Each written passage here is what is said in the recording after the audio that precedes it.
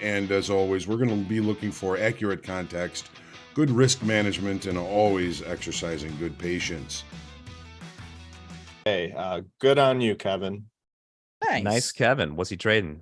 NQ? NQ, yeah. NQ, the old good and A steady. tale as old as time. Exactly. Oh, the NQ. While we're talking about Disney stuff with your Cruella de Vil voice comment, do you guys know Tale as Old as Time? Which Disney movie is that from? Tale as old as time. Song as old as rhyme. Yep. Yeah. Which one is it? Beauty and the Beast. Oh, okay. Yeah. I don't even know why. I don't think Cruella de Vil even talks like this. I was trying to think of someone in my mind who has like a dark, gravelly voice, and Hoag's here, so I couldn't use him. So anyway, what causes low volatility? We were talking about the VIX last week, and there's a number of things that can cause it. I'll hand it over to someone real quick, but first, I kind of want to get into the technical idea, right? Just like anything else, trends beget trends, right? And part of the technical picture when you get to volatility has to do with options, and the options game has changed somewhat. So I wanted to start by saying this low volatility could be an illusion. And by that, I mean, I saw an interesting stat today. Tasty Trade said it, so I'm going to assume it's true. But something like 46% of total trading in equity options consist of contracts with less than 5 days to expiration. And that's interesting because when you think, we talked about last week what the VIX is. It's a gauge of the next 30 days of ES options, right?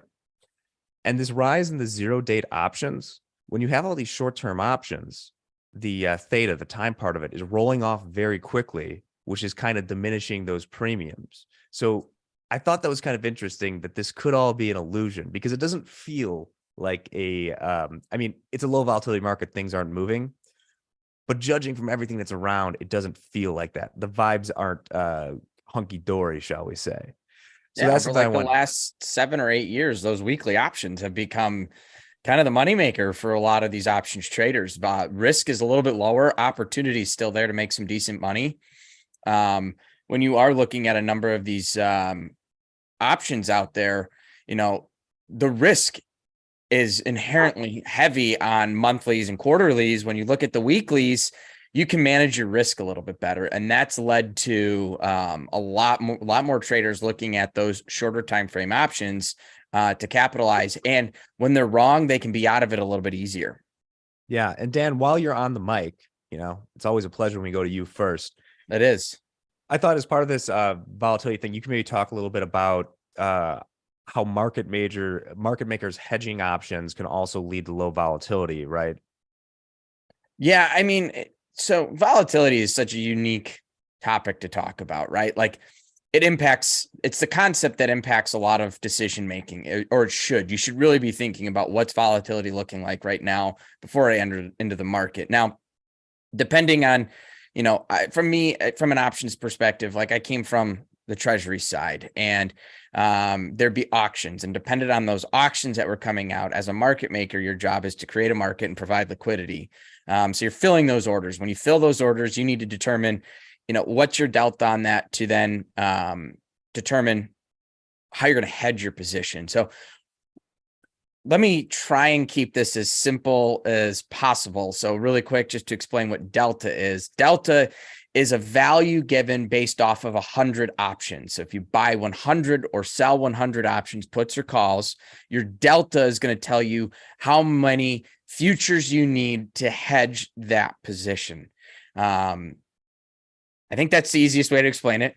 Yeah, that was, and then not to say you're going to trade 100, but what that's going to do is sometimes when premiums, when you have a lot of premium on something, your delta is much higher. Therefore, you have a lot of traders looking to hedge this position that they've created, because they're not coming in with like, hey, I'm selling 100. They're coming in and going, selling 5,000, and they're working who's going to fill those orders. So that creates a lot of futures traded against those options. And that's, when you look at the 10-year note, one of the biggest futures products out there, they're still one of the biggest option players out there. It's one of the only pits still active because they have a lot of volume, millions and millions and millions of contracts coming in on a weekly basis on the option side. And so when you have a lot of option trade coming in, those positions are then hedged. And then that creates a little bit of volatility in the futures market. And we can turn the volume down a little bit there. And so where was I at? So yes, so when you create that opportunity, it creates a little bit of volatility. Now, when we talk about volatility, there's a lot of other influencers out there. I won't jump on all of them. But yes, Jack, you're spot on. I think it goes back to what you're talking about with this potential question about short-term options being traded. When you talk about theta, that drops pretty quickly. Therefore, volatility appears lower, but keep in mind, volatility right now is trading 18. VIX is trading 18. Right. That's 3-4 years ago. That's high. When we were sitting at 12, 10, 11 for like years straight. Yeah, no, it's definitely been a complete change there. I think another easy way before we go to the kind of easier to understand reasons for the low volatility is, Dan, with like the idea of max pain and stuff like that, is that with all these short-term options, there's an incentive on the part of market makers not to pay out these zero-date options and things like that. So depending on where you can see, there's sites that track this sort of stuff of like, where's the maximum sort of the most money they'll be paying out based on what strike prices and things like the ES. And that's interesting from sort of a wrap your head around it sense to see what's going on. But we skip sort of like the biggest reason there's low volatility. And Mick, I'm going to let you talk about this one. And it's basically lack of news catalyst. It seems right now everything's heavily dependent on a few. We're in this holding pattern, kind of waiting for things like the next Fed or the next CPI. So, Mick, you're a risk manager. What's going on with the news? Yeah, so you're absolutely right. Lack of news will have an effect on that. But before even news, I would just say fair pricing. Volatility comes when buyers or sellers are more aggressive and they're pushing the market in a certain direction. And if you have people viewing a product or a derivative with fair value, and there's not much differing opinions out there, then, that market's not going to have wild movements. But yeah, news, obviously, when something comes out, that's a driver, people hop on that. So news will definitely push it around. And what is news? It's new information, and markets digest new information, whether it's, automated programs that, fire stuff off, or it's you and I and Dan and Hogue analyzing stuff. New information always drives prices, because in discovering new information, you discover there's new price discovery. So I don't think there's much more to elaborate on it than that. Yeah, along with that, and I'll go to Hogue next, is the idea that I think because there's this uncertainty, things tend to get most volatile, absent of other things, when people are kind of fully in the market. And I think people, between these interest rates and other things, have a fair amount of cash on the sideline right now. And given that we've rallied a good deal to start the year, on these dips, there is cash on the sideline coming in.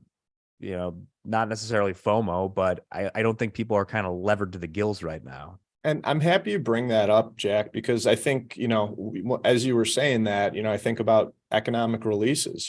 People are on the sidelines, sitting on their hands. There's this new information coming out, new news that is going to drive price discovery. And when you don't have all the participants there making a deep market, a large bid, a large offer, when someone does digest that news and takes action on it, there are fewer people there to absorb the other side of that aggressive buying and selling.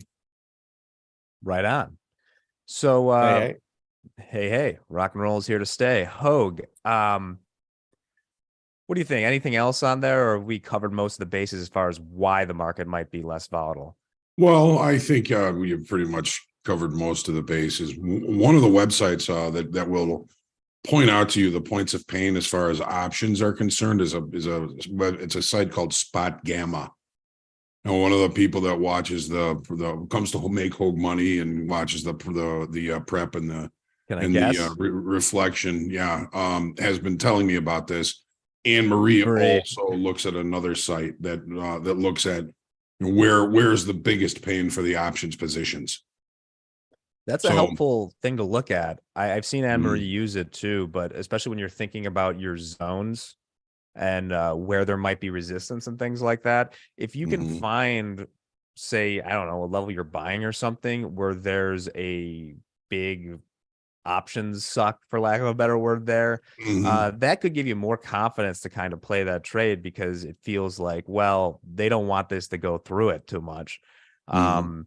Yeah, I would go back if you go to our YouTube page, check out the Make Hogue Money with Anne Marie from a while back because it was really interesting to see her break down the market through the lens of options, even though we were Mhm. trading futures. Yeah. And now just to touch on, what's going on in the markets right now. I mean, the equities have largely been range bound for the last 3 to 4 weeks. We're coming into earnings season. We know we've got the GDP Thursday. We know we've got FOMC this coming Wednesday. We've got uncertainties that are pending, but we don't know the outcomes of any of these things. One thing in particular is the debt ceiling thing that's going on now. So there's all these things out there that are uncertainties, but nobody's able to respond or react to them. So I think what's been going on for this week, last week, if you look at the daily on the S&Ps, almost every daily bar is like a doji. They're just very small candle bodies with lots of long wicks on both sides. The market is very indecisive. So that has me thinking that a lot of our bigger, longer time frame position traders are positioned or hedged for anything that might happen in the next couple of weeks. Even your speculators, your larger speculators, are probably hedged or out of the market to some degree to protect themselves about what's going to happen. So I haven't really noticed a liquidity issue in the dome or in anything here just yet. But as we get closer to some of these important events, I mean, wait till you see the dome and the S&Ps on Thursday morning before that GDP number comes out. It's going to just disappear. So you're going to go from low volatility to high volatility in a heartbeat, and then we'll see what happens after that. So when I sit and I look at that chart and I go, why is this market kind of just doing this? And then I look into the future and say, well, there's earnings, there's all these different things, and all these different things can push the market in opposite directions at the same time. What are people doing? They're protecting themselves for what might happen over the next couple of weeks with all of this. Yeah, it's So like go ahead. It's like the Simpsons episode with all the germs trying to get through the door at once, or Mr. Burns. Obscure reference, but like there's a lot of things squeezing on each other here, right? Yes. Yes. Yeah. And I think when you talk about volatility, right, you have to think about, is the uncertainty active uncertainty in the market, or is it sidelines uncertainty? Is it future uncertainty, whatever it is? So it's like, yeah, we're in some uncertain times right now on a number of facets, but how active is that participation? Or is that participation saying, I'm uncertain, therefore I'm not engaging? And I think that's another one of those, Jacks, you going back to what we talked about in the beginning, that like kind of maybe there's more volatility than there really is. It's because there's that money on the sidelines. There's that participation waiting because they're waiting to see what's going to happen before they decide to jump in. If you had more money active during uncertain times, that's when you should see, again, the standard correlation, right? If VIX is up, stocks are down, vice versa. So you want to think about that activity. Hogue, you talk about open interest all the time. Like those are areas to be looking at. What's that participation doing? Are we seeing new participants coming into the market or are we not? And like, those are the areas you want to think about. So you can't just look at VIX in a silo. You got to look at all the participation around it to really have an understanding of what is it telling me right now? And is it possible to be more influenced? Speaking of people sitting on the sideline, waiting to see what happens, the last part of this low volatility story is our good friends, the Federal Reserve, because that's another one of these opposing forces. If things deteriorate, we've been so long at zero interest rates, is that it's unusual to be a time where they're at, 5 right now. Mhm. And so there is room if conditions deteriorate.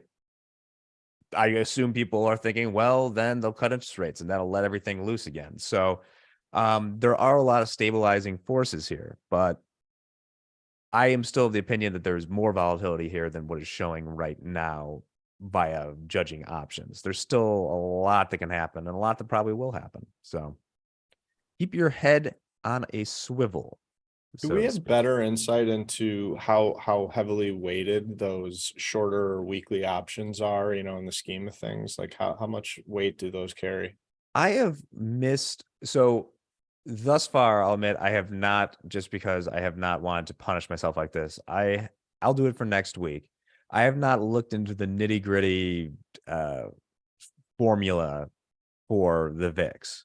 I know that it's based on like the next 30 days of option premium, but I'm not sure how they weight that or calculate that. I do know that if it's heavily skewed, my guess would be that, as I mentioned, if nearly half of options are trading is going on within things due within 5 days, is that because those premiums are diminishing so fast, like evaporating very quickly, that would have an outsized effect on it. But if there's any tech bros out there, and I mean technical analysis bros or quants, please let me know if I'm wrong on that one. Glad to look So- into it further. Thanks. One thing I was thinking about when we first started and we were talking about these shorter time frame options, the shorter time expirations, I was thinking about, with COVID and the CME launching all these micro products and whatnot, it was a huge influx of retail participants, to the point now where you see greater volume in the NASDAQ micros than you do the actual NASDAQ futures contracts too. So it makes me think, alongside those micros and those being popular products, these shorter time frame options, probably from the retail side of things, are now actually influencing, the market at a much greater rate or depth than they have in the past. It's kind of interesting to think about. Well, can we do real talk right now? And I hope we don't offend any industry people back and forth. I think that there's, who loves 0 date options are the people that sell them. You know what I mean? Like, that's tricky. Like there's been this whole kind of rise in general. You think about, you can't watch any sporting events or like every commercials for FanDuel or whatever, the DraftKings or whatever else. And there's a lot of this behavior sort of condoned. And I think you'd be hard pressed to find people out there who would say that like 0 date short-term options, buying or selling them as a way to like artificially increase your leverage, is a good idea. I mean, I get the allure, but it's got to be sort of like that lotto ticket thing. I mean, I get that, you pay those small premiums and you can hit big home runs, but with the degree to which your theta is evaporating on a 1-day option, that's some pretty risky business right here. Dan? Almost like one of those binary options. I mean, you're either going to make it or you're not.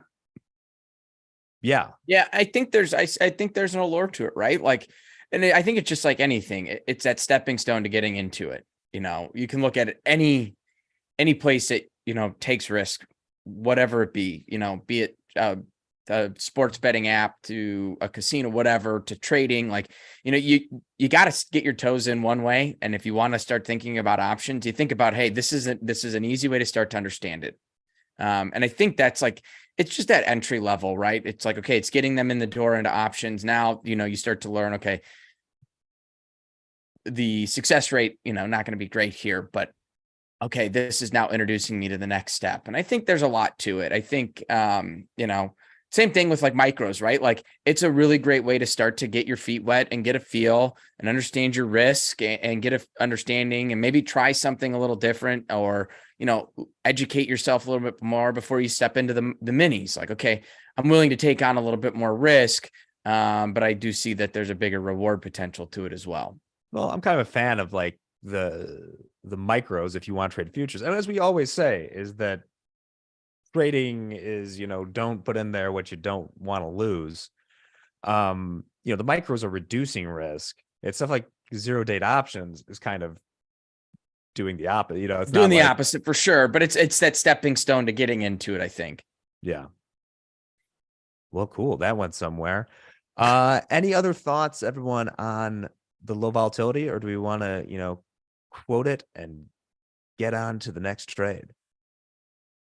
One comment, I was thinking about it when we decided our title is like low volatility, volatility brings opportunity. And, for those of us who are sitting here in front of computers watching the markets, you don't need to be fixated on a low volatile market. You can seek life elsewhere and pursue other products that might have better opportunities. Not Well really put. in line with our topic, but it's around volatility. That's what I look for, someone who brings technical analysis to my decision making. You can spread that out across a bunch of different products. You don't need to stick to one and watch paint dry. Good point there. Dan, here you got a quote for us. Yeah, it's from Anonymous again. I don't know who it's from, but I like this quote. Learn to sit back and observe. Not everything needs a reaction. Well put, I like Dan. it. Every time you start with Anonymous, I think it's going to be from like the hackers or something. Like, we have your hashed password. Give us Some 30 some Ethereum. wise owl said that. Yeah, wise old owl. All right, well, that's all for this week. Maybe we'll see a little more volatility in the next week, and we'll have something new to talk about. But Hogue, in the meantime, you want to send us off? Sure. One thing's for sure. High volatility, low volatility, there's opportunity. It's a different strategy between high and low volatilities, but one thing's for sure, it's going to change. So let's be ready for it. Have a great day.